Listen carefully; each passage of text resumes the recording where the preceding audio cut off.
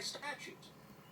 So I'm asking you to take the opportunity to explain to this committee and the American people why in 100% of the cases you have people with vile crimes, and you have language saying they're vile crimes, but then you sentence them to very, very low sentences. And why do you consistently 100% of the time choose to do that?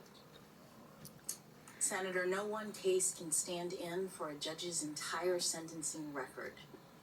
I've sentenced more than 100 people. You have 8 or 9 cases in that chart. Okay, Judge, you said that before. These are the 8 or 9 child porn cases. I will say, to correct the record, I just say to the judge, there's no point in responding. He's going to interrupt you. Thank you. Look, I appreciate the chairman trying to filibuster, and if you don't like your witnesses' answers, you're welcome to provide your own. She is declining to answer the question, and Chairman Durbin, if you want to join her on the bench, you can. But Chairman Durbin, my job is making. Chairman Durbin, I'm not interrupting your questioning. I'm asking you to give her a chance to answer. But she's consistently said she's not going to answer. I want to clarify for the record, by the way, the case I was discussing was Cooper and not Chazen. But Chazen is... the case that I was reading from your transcript was Cooper, but Chazen, all right, let's get to Chazen. I pulled the wrong tab. Chazen is equally horrifying, and you say in Chazen, this is something Senator Graham asked you. So the guidelines lay out different enhancements, and you say repeatedly, and this is true in all your cases, you say you disagree with the guidelines, you think they're wrong.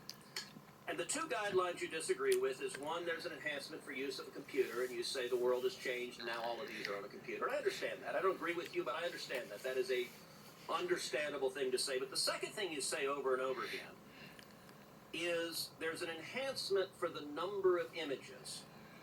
And you say repeatedly, for example, in Chazen, you say, whatever the state of the law and technology at the time of the guidelines were first adapted, neither the use of the computer nor the number of images are especially aggravating factors today.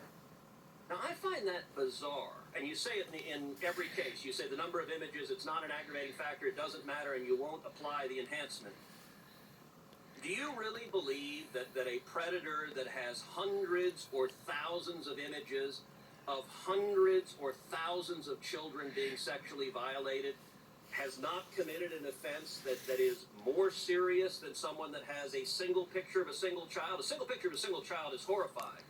But hundreds of children that have been violated, do you really believe that is not a more serious offense? Senator, I did not have any cases involving hundreds of thousands of pictures. No, I said hundreds or thousands. You had cases involving hundreds, you had cases involving thousands. You're right, you didn't have hundreds of thousands.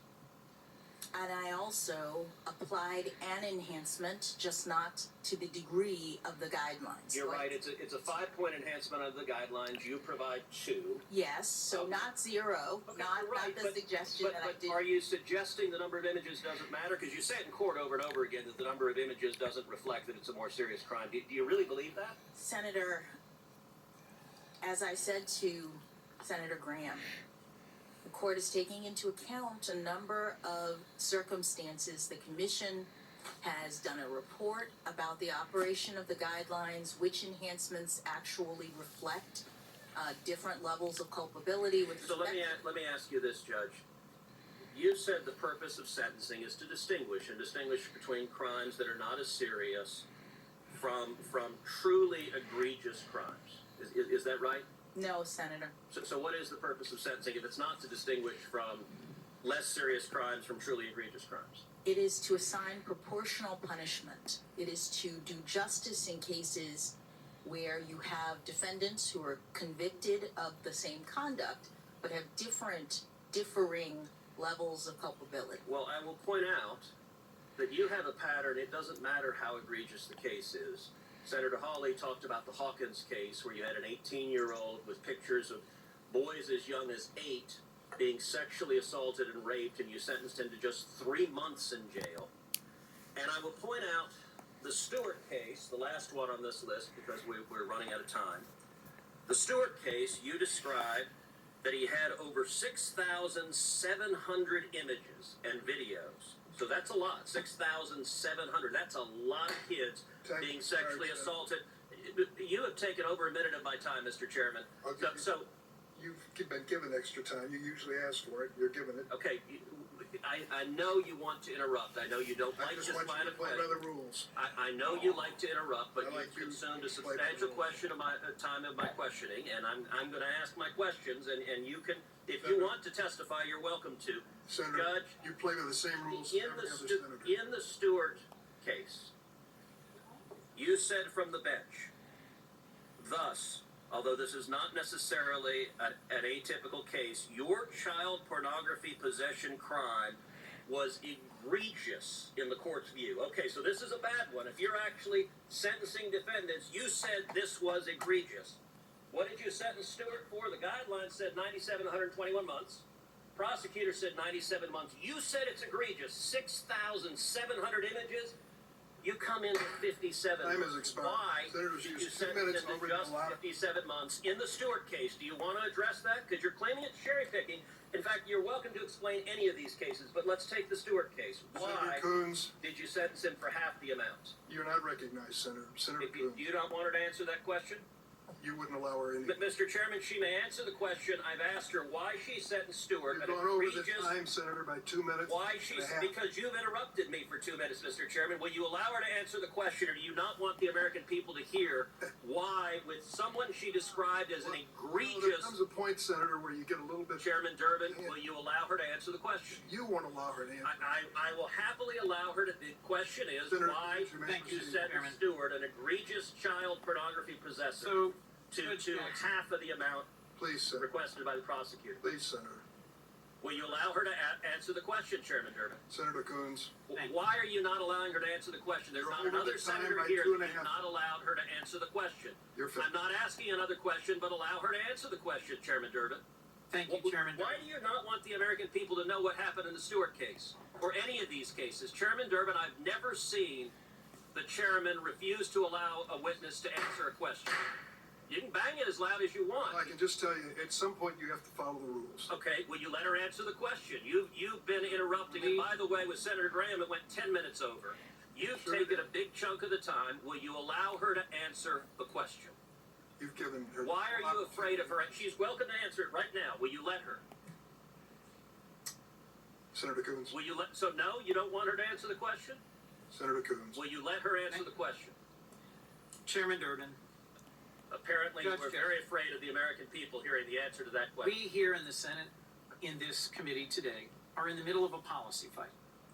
It's my understanding that across this nation, more than 70% of district court judges who impose sentences in cases such as the ones that have been so vigorously debated here depart downwards from the sentencing guidelines, from the requests of the prosecutors. And as you've explained repeatedly and in detail, that's because a sentencing judge is required to weigh a whole series of factors. How many opinions have you written as a judge, Your Honor? I've written at least 570 opinions, Senator. And in how many cases have you imposed sentences as a federal judge? More than 100 cases. And across all of those, we've just heard very forcefully assertions made about you and your character and your capabilities and your background, narrowing in on just a few. And I would simply put, for those who are watching and trying to understand what all of this is about, that in an attempt to distract from your broad support, your deep record, your outstanding intellectual and legal credentials, that we are taking what is a policy dispute that should be decided by members of the Senate. If we want to change the sentencing guidelines to make them mandatory rather than advisory, if we want to change the structure within which a federal judge imposes sentences, we could do that. But to demand that you be held accountable for this practice that is nationwide and is years old, I view as an unfair misrepresentation of your record. So if I could, let's go to something that you did as the vice chair of the Sentencing Commission, an important vote that you took in 2014. Because in my view, it shows how fundamentally misguided are the attacks that try to characterize you as someone who, at all costs, will do what you can to help criminal defendants. Let me just lay out the context for a moment. In 2010, Congress, enacting a policy choice, unanimously passed the Fair Sentencing Act, a bill that reduced the disparity in sentences between crack cocaine and powdered cocaine from 101 to 18 to 1. and the Sentencing Commission unanimously concluded this law meant those currently in prison on crack offenses could seek to shorten their sentences. 4 years later, the commission further concluded that individuals who provided substantial assistance to the government, people who cooperated, who helped out the prosecution, could use this law to shorten their sentence retroactively beyond any break they might have gotten for their cooperation. But you disagreed. In your public remarks at the time, you explained that although, given your prior service as a federal public defender, it might seem logical you'd support this direction, you could not do so because you concluded it was manifestly inconsistent with the law and would create unfair disparities between those previously sentenced cooperators and those sentenced today. Essentially, if I understand your view, it was that the sentence of a cooperator shouldn't be understood to be based on the sentencing ranges modified by the Fair Sentencing Act, but was best understood as a fixed discount of the mandatory minimum that a Fair Sentencing Act had not changed. I know this is technical, but I just wanted to make sure I'm characterizing this correctly before reaching a conclusion. Do I understand the context correctly in which you made this decision? Yes, Senator, perfectly. It was debate among the commission, one of the very few in which we couldn't reach agreement about the retroactive application of the Fair Sentencing Act reduction. And so, just to finish the framing, the Sentencing Commission, which often decides things unanimously, was sharply divided. And here's who was on each side. You voted to deny relief to cooperators, to deny them a pathway towards reducing their prison sentences. And you were joined by two conservatives well known to us, Judge William Pryor and now Judge Dabney Friedrich. And the three of you were outvoted by four commissioners, which included Judge Hinojosa, an individual nominated by President Reagan and described as a hard-nosed, no-nonsense judicial conservative, who was on the other side of the argument from you. So you've got four commissioners, including an outstanding conservative Reagan nominee, and they thought the law could be interpreted to give a break on sentencing. And you were on the other side of that argument. If, as someone has tried to paint you, you simply were determined to give every break you could to criminal defendants, all you had to do was join the majority, and this would have passed. But that's not what you did. Help me understand why not. Thank you, Senator. As you say, this is a sort of technical, kind of in the weeds discussion, but the top line is that when I looked at the issues and I looked at the law, it was my opinion that the law did not provide for the further reduction that was being considered. So across an incredibly broad range of sentences you've had to impose and cases on which you've had to opine, I'm picking this one in part because it's not getting any attention in this confirmation process. But for folks who'd like some insight into how you make decisions and how you explain those decisions, there's a video, it's publicly available, of your April 2014 of the public meeting of the Sentencing Commission where you laid out your position. So I encourage folks to just watch that.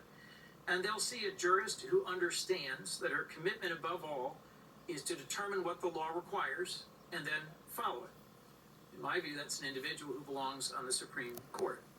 By the way, your position that the law required that there not be further breaks given in this context ultimately won the day.